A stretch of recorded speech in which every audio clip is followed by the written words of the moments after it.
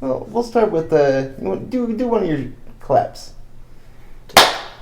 Yep. We had to have something to market.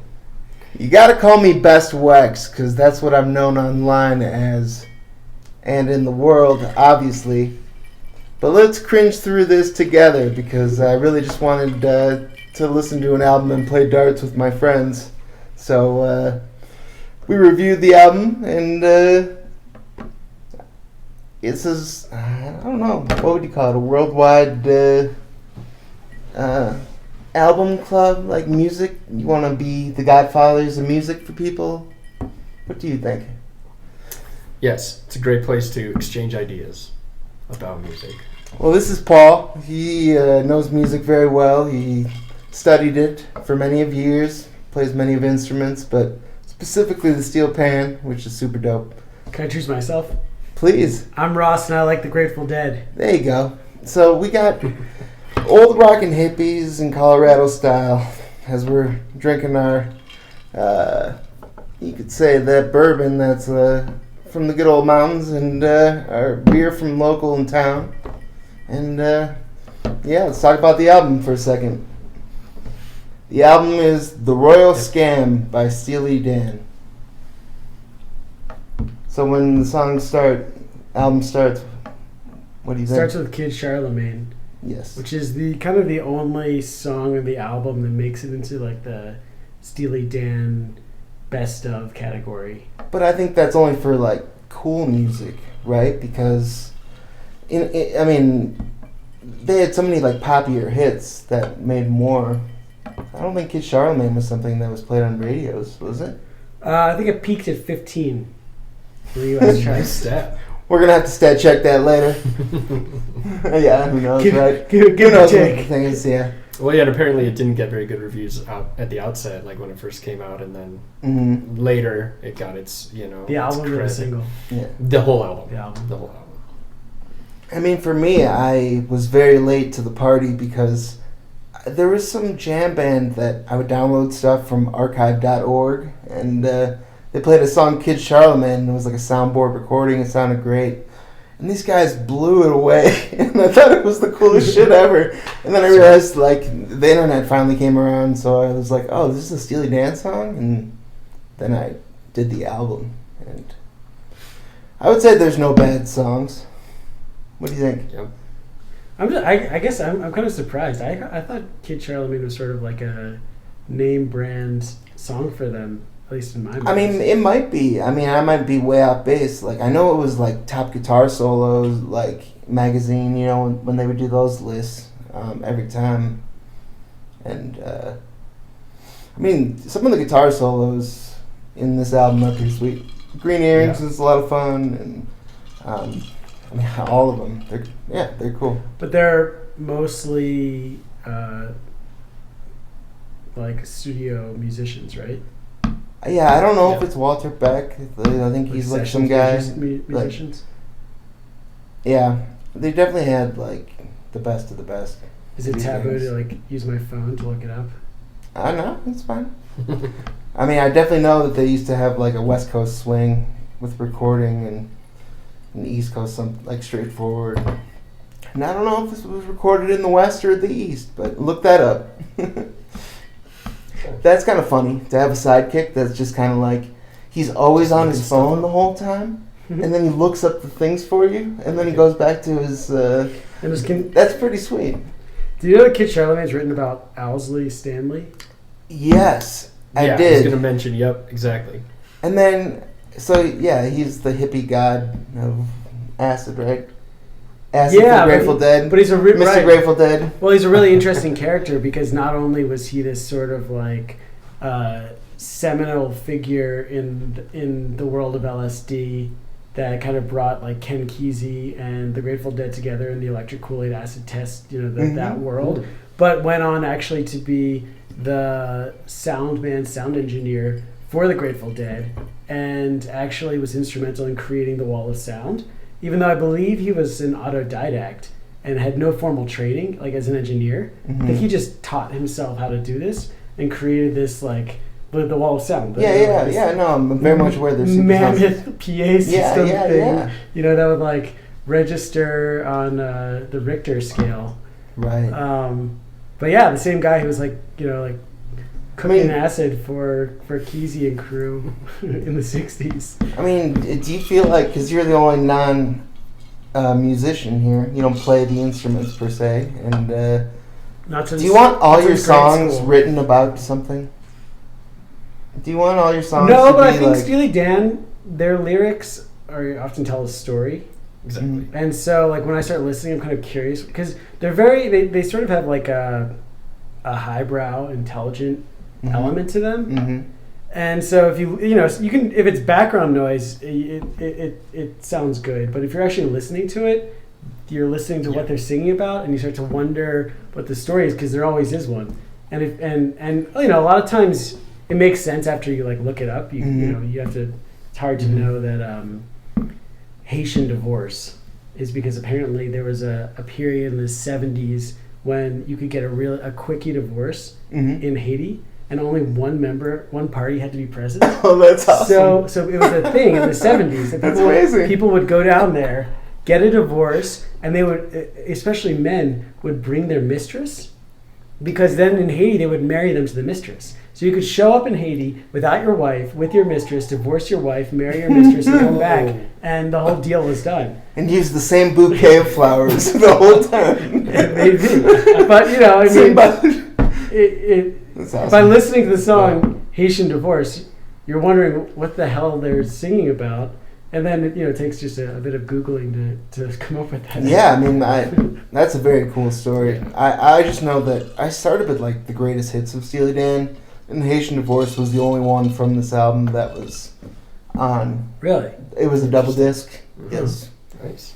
It might have been Steely Dan Gold. But it was released as a single.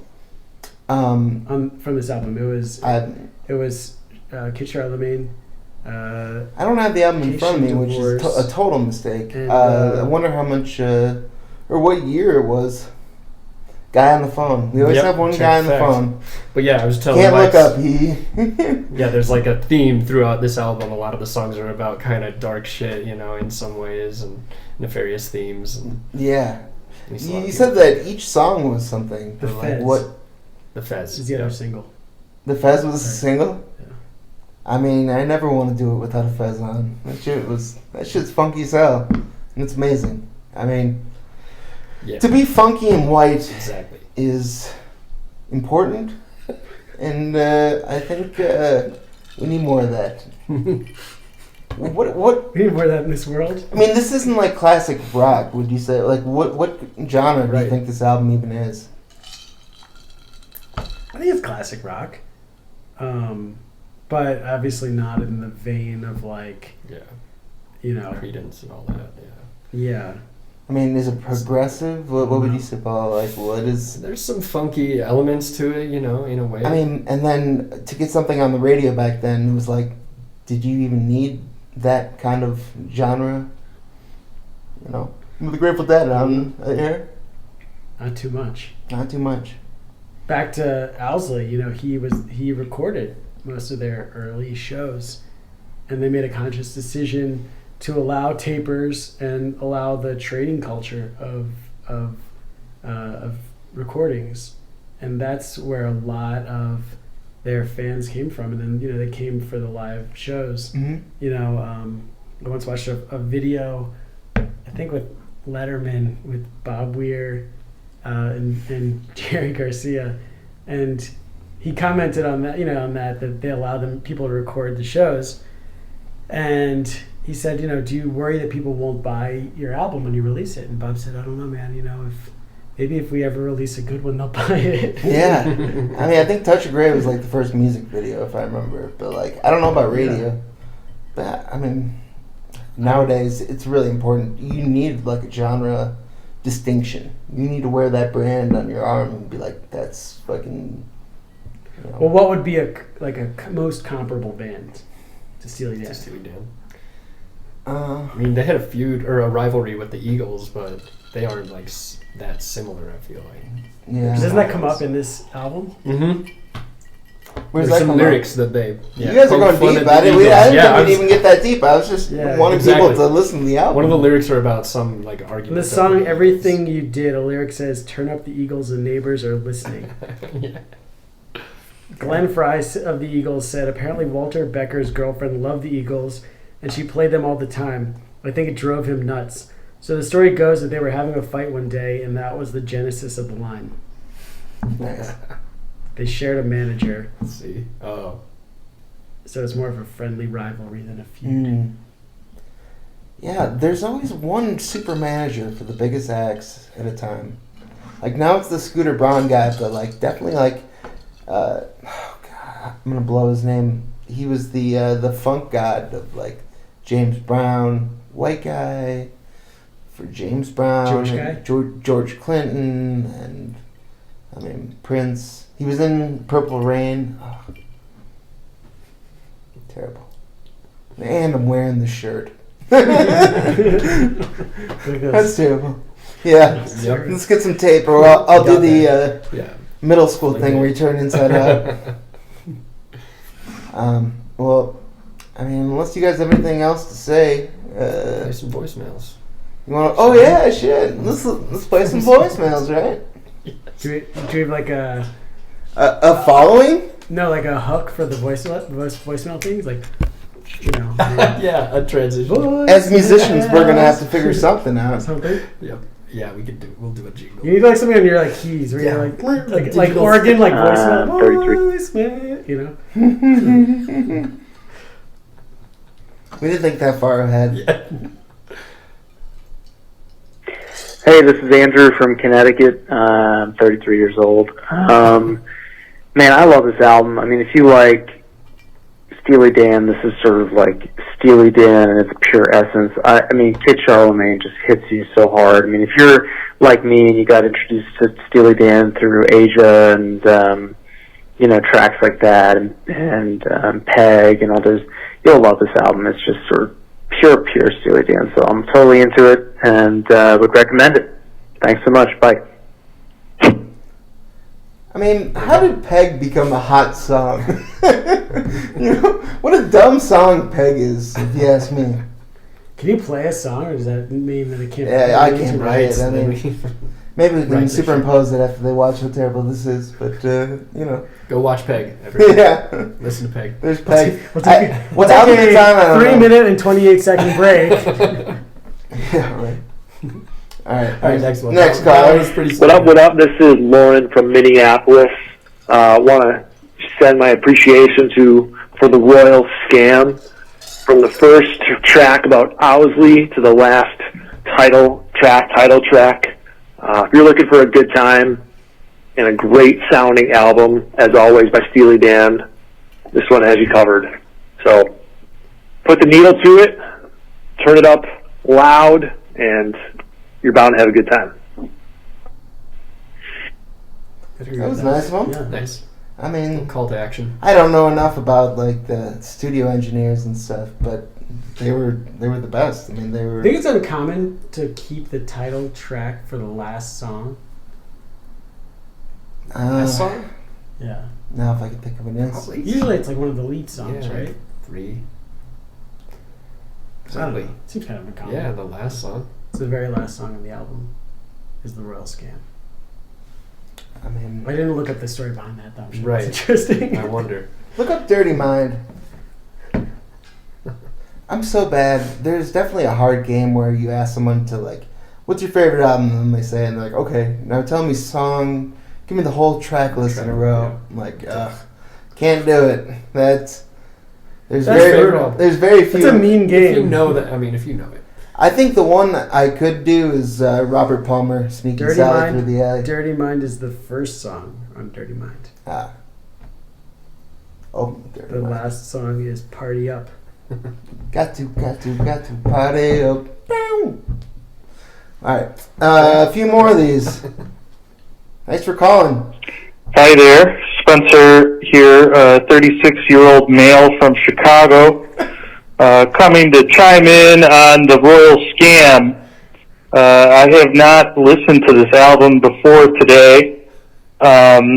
familiar with a lot of the, the hits, Kid Charlemagne and whatnot, but my takeaway from this album, Sign and Stranger, what a banger. Basically a master's class in guitar tricks. You got palm muting, you got him riding the volume knob, you got slides and sweep picking, it all in one song. It's pretty unbelievable. The Fez, what a sweet song. The rhythm playing on it is percussive. It's almost that. Okay. You hear a little bit percussiveness in the rhythm playing, which is sweet. And then finally, last but not least, Going deep. Green Earrings. What a jam. Haitian Divorce. What a jam. Hell yeah.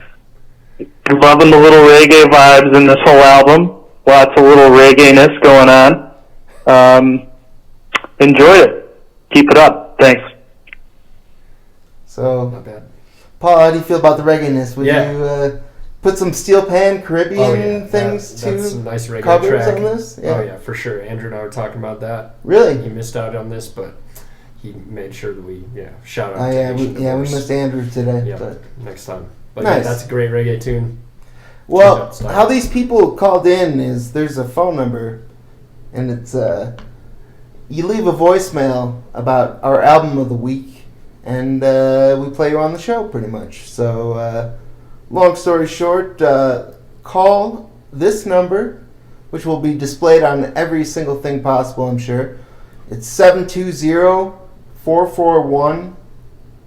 720-441-2141, and you can leave a message for our next album of the week.